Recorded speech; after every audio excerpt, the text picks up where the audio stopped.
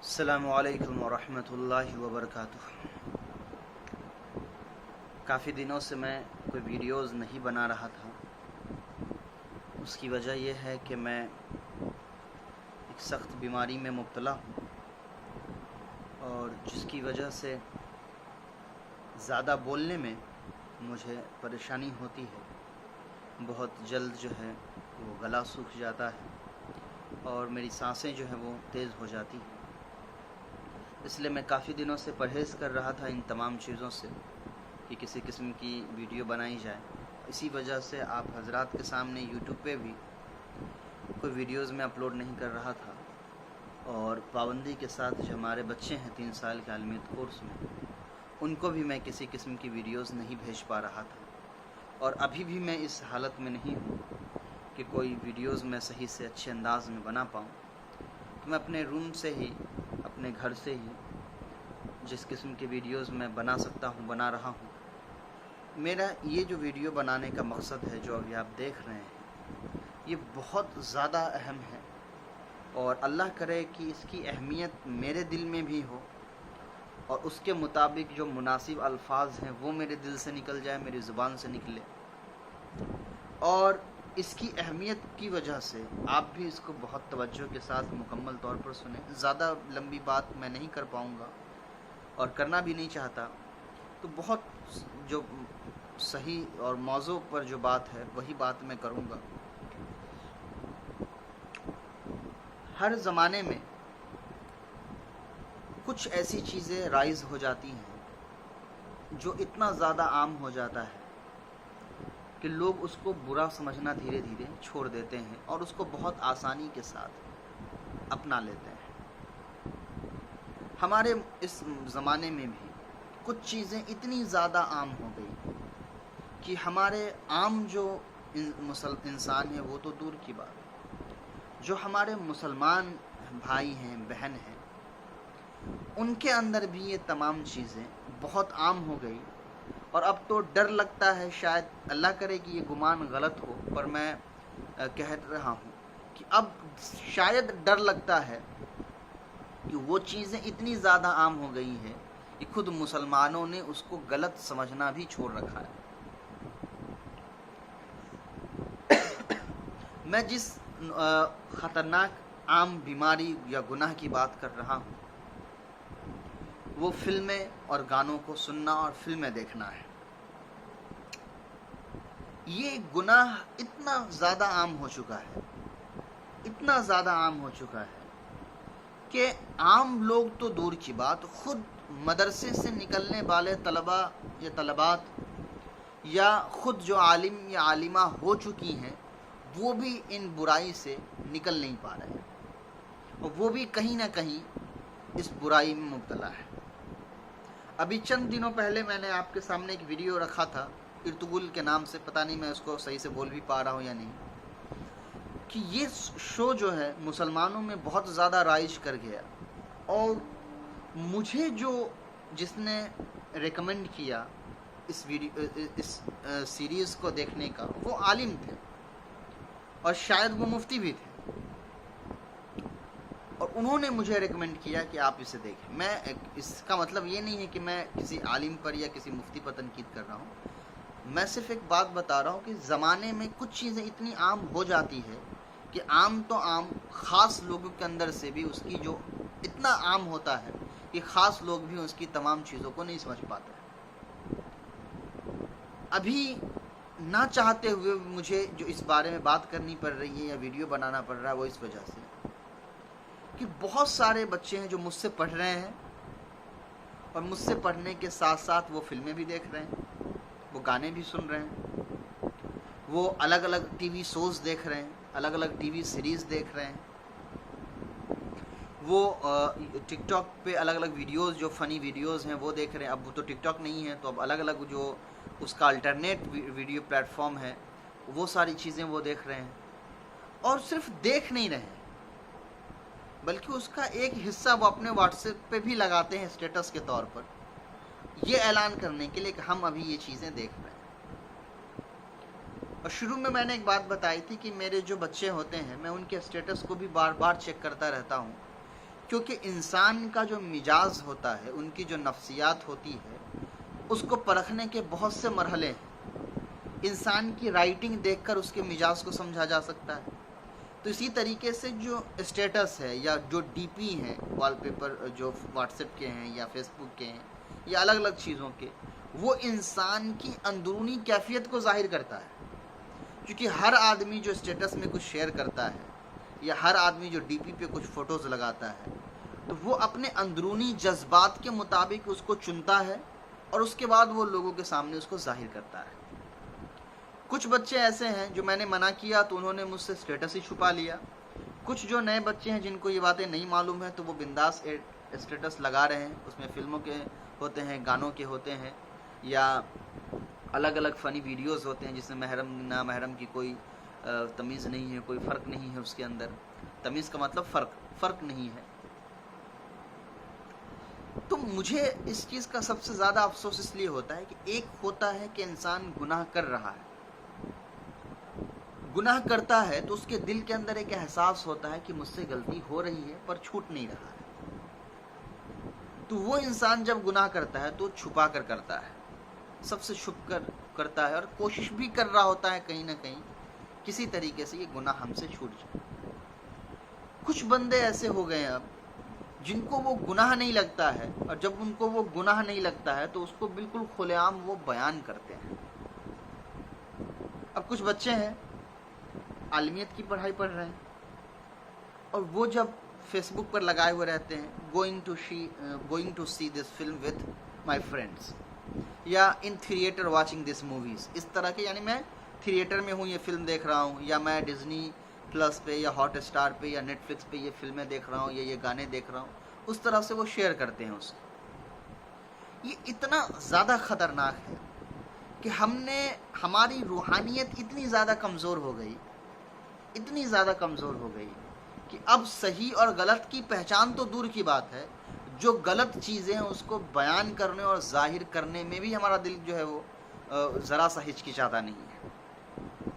اور یہ کوئی معمولی بات نہیں ہے۔ اس چیز کو آپ سمجھیں کہ ہر زمانے کا اپنا ایک مزاج ہے، اور جس طریقے سے کوئی موسم آنے سے پہلے اس موسم کے تمام اثرات جو ہے وہ دنیا میں ظاہر ہونے لگتے ہیں، یا اس جہاں پر وہ موسم بدل رہے ہیں وہاں وہ آنے لگتے ہیں۔ اگر مان لیے کہ بارش آنے والا ہو تو اچانک سے بارش نہیں آتا ہے، بارش کے آنے سے پہلے موسم گرم ہوتا ہے، ہوا بالکل تھم جاتی ہے، گرمی بہت زیادہ سخت پڑنے لگتی ہے۔ تو جو تجربے کار لوگ ہوتے ہیں وہ سمجھ جاتے ہیں کہ اب بارش آنے والی ہے۔ جو زیادہ تجربے کار ہوتے ہیں وہ یہ تک بتا پاتے ہیں کہ اب کون سی بارش آنے والی ہے، کدھر سے آنے والی ہے۔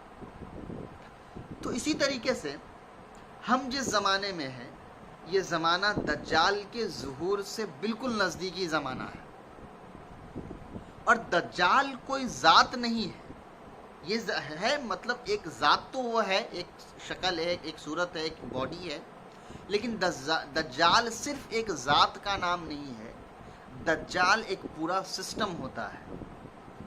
دجال اصل میں دجل سے بنا ہے، جس کے معنی ہوتے ہیں دھوکہ دینے والا، الوژن کو کریٹ کرنے والا۔ الوژن کا مطلب ہوتا ہے کہ جو چیز جیسی نہیں ہے اس کو ویسا کر کے دکھانا۔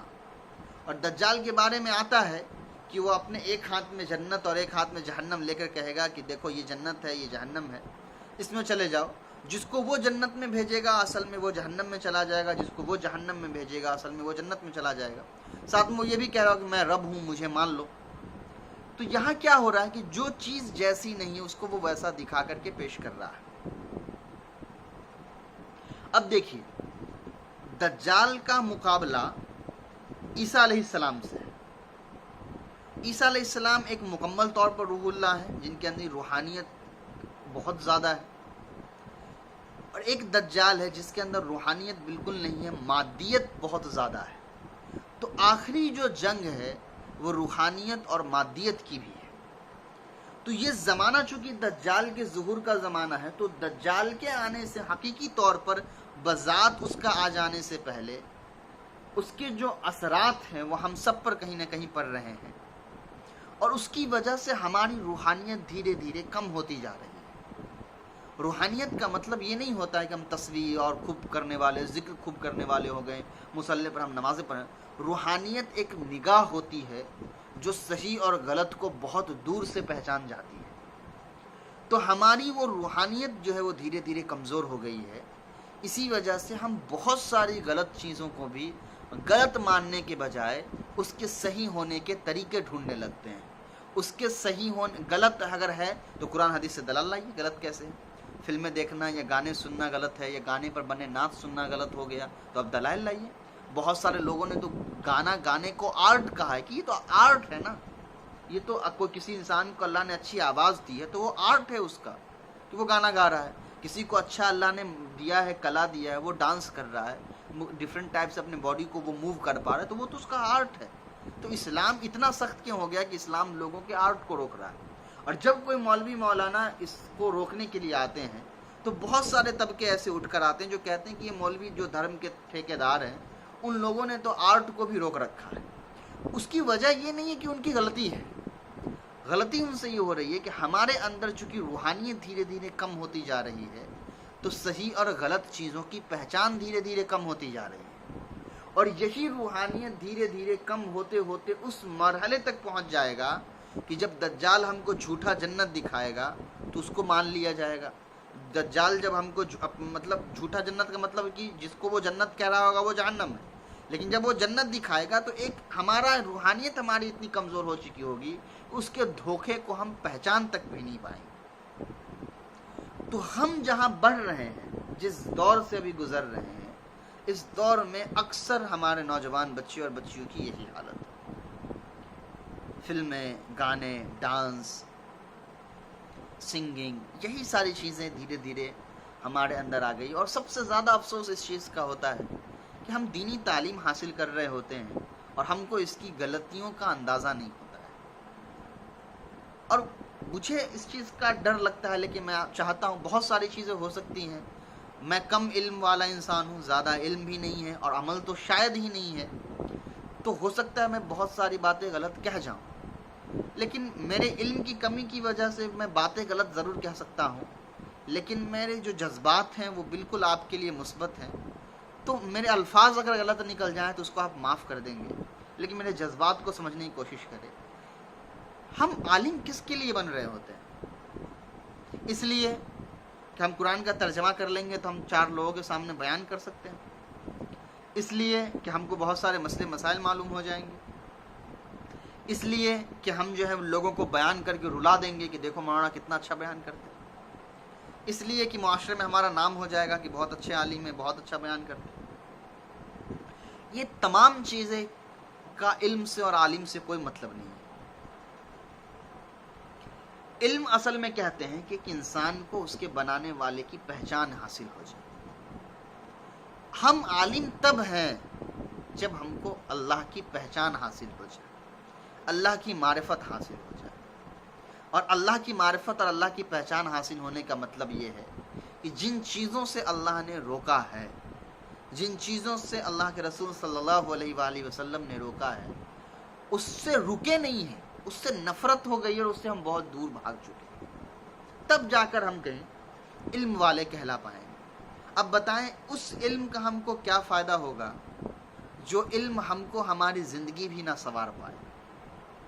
اس علم کا ہم کو کیا فائدہ ہوگا جو علم ہم سے ہمارے گناہ نہیں چھڑوا سکتے ہیں؟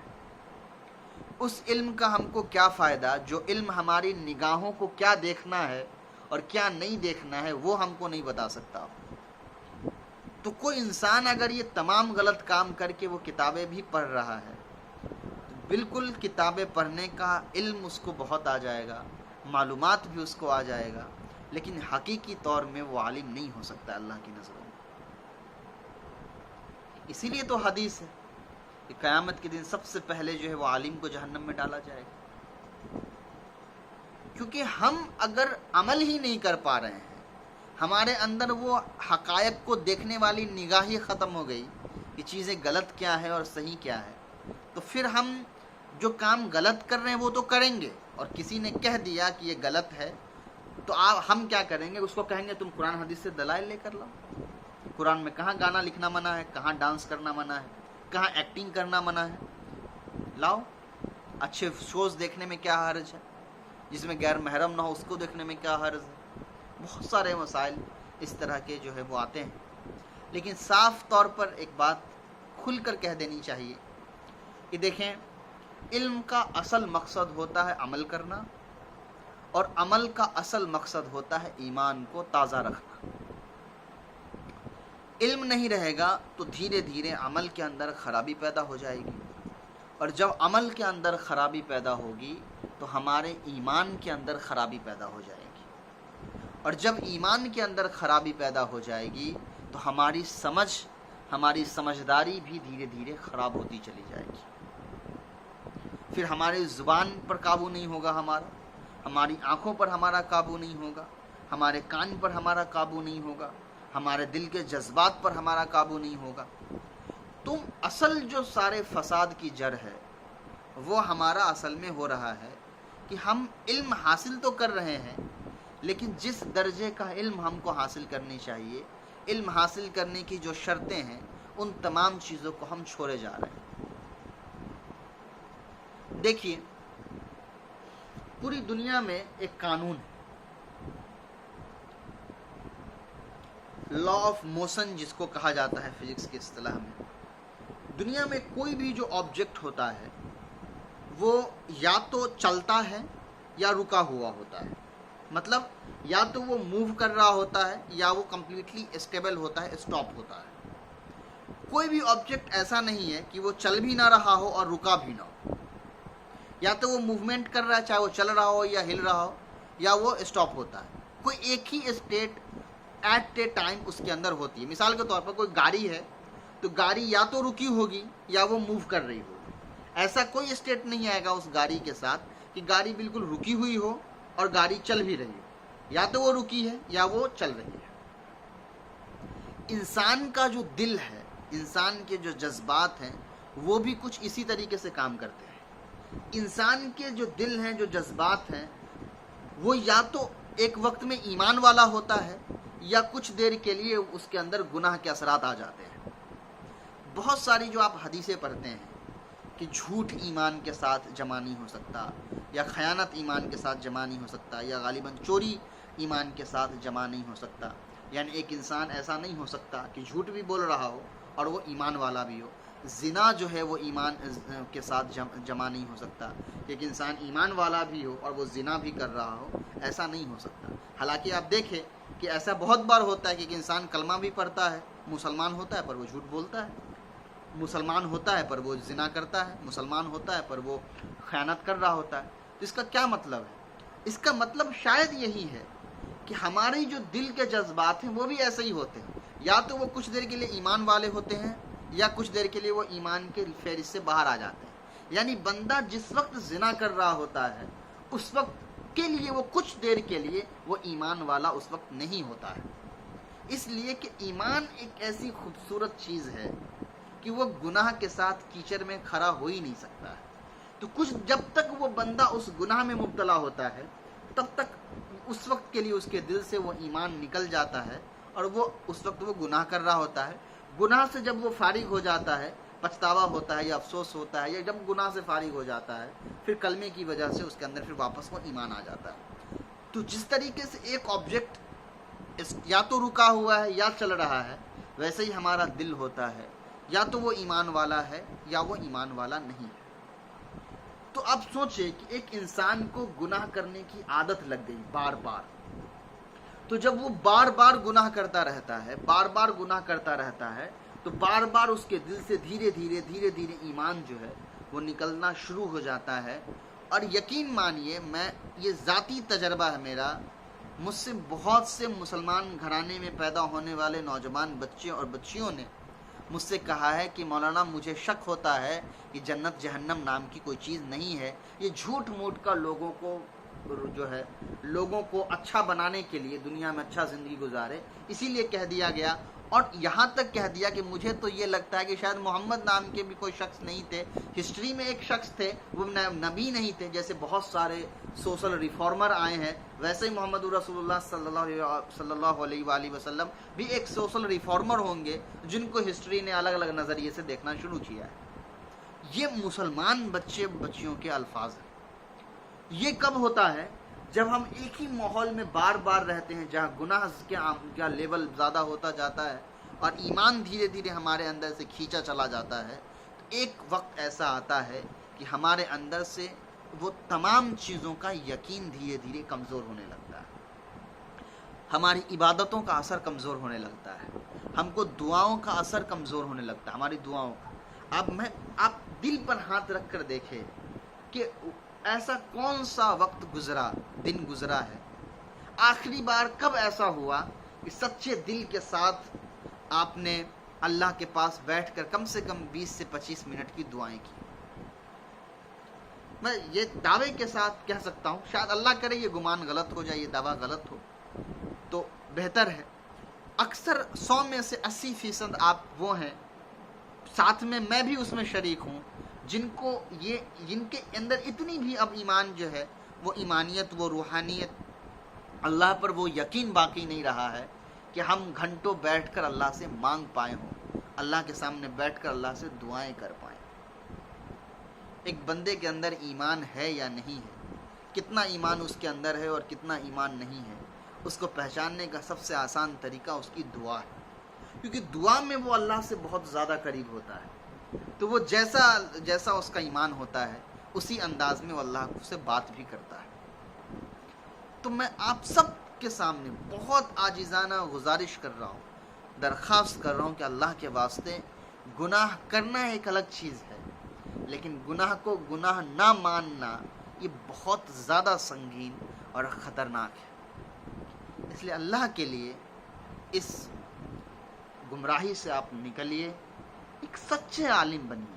میرا مقصد آپ کو 3 سال میں عالمیت کی ڈگری دے کر آپ کو یہ بتانا نہیں تھا کہ آپ عالم بن گئے. میرا دل جانتا ہے کہ میں کتنا زیادہ ڈر کے ساتھ اس چیز کو پڑھا رہا ہوں، کتنے ڈر کے ساتھ، وہ میں جانتا ہوں. لیکن اس کے بعد بھی میں نے ہمت کی کہ چلو نہ سے ہاں، اچھا کوئی کچھ نہ پڑھے، اس سے اچھا ہے کہ کوئی کچھ تو پڑھ لے. لیکن میرے پڑھانے کا ہرگز یہ مقصد نہیں ہے کہ آپ کے اندر گناہ بھی باقی رہے اور آپ اسلام اور قال اللہ اور قال رسول بھی آپ پڑھیں. یہ بے ادبی ہوگی قرآن کے ساتھ، یہ بے ادبی ہوگی حدیث کے ساتھ. آپ سوچیں کہ جس آنکھ نے غلط چیزیں دیکھی ہیں اسی آنکھ سے آپ حدیث بھی پڑھیں گے. جس زبان نے غلط چیزیں بولی ہیں اسی زبان سے آپ قال اللہ اور قال رسول بھی پڑھیں گے. رسول سے محبت، اللہ سے محبت صرف زبانی نہیں ہوتا ہے، عملی بھی ہوتی ہے. تو ان چیزوں کا خیال رکھے، اپنی زندگی کو بہتر بنائیے، اپنے علم کو بہتر بنائیے. چاہے کتابیں کم پڑھ لیجئے لیکن زندگی کے اعمال کو بہتر بنا لیجئے، اپنی نگاہوں کو بہتر بنا لیجئے، اپنے زبان کو بہتر بنائیے. آپ میں سے بہت سارے لوگ مجھے میں نادانی کے طور پہ معاف کرتا ہوں، کیونکہ وہ بچے ہیں، سیکھ رہے ہیں، مجھ سے اس انداز میں بات کرتے ہیں گویا کہ میں تو اپنے آپ کو استاد نہیں مانتا ہوں، لیکن آپ کے لیے ماننا ضروری ہے. آپ اگر جس سے علم حاصل کر رہے ہیں اس کے ساتھ ہی غلط طریقے سے بات کریں گے تو جن کے ساتھ آپ علم حاصل نہیں کر رہے ہیں اس کے ساتھ آپ کیسے بات کرتے ہوں گے؟ تو اپنی زبان کو، اپنے دل کو نرم بنائیے، اپنے اندر پیشنس. میں کسی کو برا بھلا نہیں کہہ رہا ہوں کہ آپ مجھ سے ایسے بات مت کریے، میں نے کبھی کسی کو ٹوکا بھی نہیں ان چیزوں پر. جب مجھے کسی کے بارے میں ایسا لگتا ہے کہ وہ انجان ہے، ان کو نہیں معلوم ہے، بتانی چاہیے، تبھی میں میسج کرتا ہوں. ورنہ میں بہت لوگوں کی باتیں بہت بار سن کر خاموش ہی رہتا ہوں، اس لیے کہ وہ نہیں جانتے ہیں، میں جانتا ہوں. زیادہ ضروری ہے کہ پہلے میں اپنی اصلاح خود کروں. میں بہتر رہوں گا تو لوگ مجھ سے بہتر انداز میں پیش آئیں گے. تم انت میں جاتے جاتے میں صرف اتنا کہتے جا رہا ہوں کہ صرف کتاب کا علم حاصل کر لینے سے آپ اللہ تک نہیں پہنچ پائیں گے. اپنی زندگی کو، اپنے جسم کے ہر ایک حصے کو اللہ کے لیے قربان کر، اللہ کے لیے رکھ دیجیے، اپنے جذبات کو اللہ کے لیے قربان کر دیجیے، اپنی آنکھ کو ایسا بنائیے کہ جب نگاہ اٹھے تو دل سے یہ اللہ سے سوال ہو کہ اللہ جہاں میں دیکھ رہا ہوں یا جو چیز میں دیکھنے جا رہا ہوں یہ مجھے دیکھنی چاہیے یا نہیں دیکھنی چاہیے۔ جب کان میں کوئی آواز پڑے تو پھر دل میں خیال آئے، سوال آئے اللہ سے کہ اللہ جو باتیں میں سن رہا ہوں یہ آپ کے لیے ہے، آپ کے مناسب ہے، آپ کے بندے کے مناسب ہے، سننی چاہیے یا نہیں سننی چاہیے۔ زبان سے کوئی الفاظ نکلے تو فوراً دل میں یہ خیال آئے کہ اللہ جو بات میں کہنے جا رہا ہوں یہ آپ کے بندوں کو تکلیف تو نہیں دے دے گی، یا آپ کے بندوں کے کہنے کے لائق ہے کہ نہیں۔ تو اپنے جسم کے ہر ایک حصے کے حرکات و سکنات کے لیے اپنے اللہ سے سوال کریے، اور یہ صرف کتاب پڑھنے سے نہیں آئے گا، یہ آئے گا تب جب آپ حقیقی طور پر اچھائی اور برائی کے اندر فرق کرنا سیکھیں گے۔ ایمان صحیح اور غلط کے اندر فرق پیدا کرتا ہے، اور صحیح اور غلط کے بہت سے لیول ہوتے ہیں۔ آپ آپس میں مسلکی اختلاف میں خوب لڑ لے، کس کے پاس زیادہ مضبوط حدیث ہے، کس کے پاس کمزور مضبوط حدیث ہے، کس کے پاس مضبوط دلائل ہے، یہ تمام چیزوں سے زیادہ ابھی ضرورت اس چیز کی ہے کہ ہمارے جو نوجوان بچے اور بچیاں غلط کرنے کے بعد بھی غلط نہیں مان پا رہے ہیں، ان کو ہم بچائیں ان چیزوں سے۔ اس لیے اللہ تعالیٰ سے دعا ہے کہ اللہ تعالیٰ میرے اس کہنے کو قبول فرمائے، اور جو باتیں مجھ سے غلط نکل گئی ہو میرے لا علمی کی وجہ سے، غفلت کی وجہ سے اور نااہلیت کی وجہ سے، اس کو معاف کر دے، اور کوشش کرے کہ ان تمام چیزوں پر عمل کرے۔ خاص طور پر میں اپنے بچوں کو یہ بات کہنا چاہ رہا ہوں جو مجھ سے خاص طور مدرسے پڑھ رہے ہیں، اپنی زندگی کو بہتر بنائیے۔ صرف علم حاصل کر لینے سے اور مجھ سے سند لے لینے سے آپ نہیں بن پائیں گے وہ عالم جس سے لوگ اللہ کام لیتے ہیں، کیونکہ اللہ کا دین اتنا کمزور نہیں ہے، اللہ کا اسلام اتنا کمزور نہیں ہے کہ ہماری نگاہیں خراب ہو، ہمارا دل خراب ہو، ہمارے جذبات بگڑے ہوئے ہو، ہمارے اخلاق بگڑے ہوئے ہو، ہمارے آپس میں بندوں سے رشتہ ٹوٹا ہوا ہو، اللہ سے بھی رشتہ ٹوٹا ہوا ہو، اور اللہ ہم کو دین کے اسلام کے لیے آگے بڑھانے کا موقع دے۔ یہ کبھی ہو سکتا ہے لیکن عام طور پر اللہ کا یہ نظام نہیں ہے۔ اس لیے اپنے رشتوں کو اللہ سے مضبوط کریے، اپنے اعمال کو اللہ تعالیٰ کے لیے بہتر بنائیے، اور پھر دیکھیے کہ زندگی جینے کا اور علم حاصل کرنے کا مزہ کیا ہوتا ہے۔ السلام علیکم ورحمۃ اللہ وبرکاتہ۔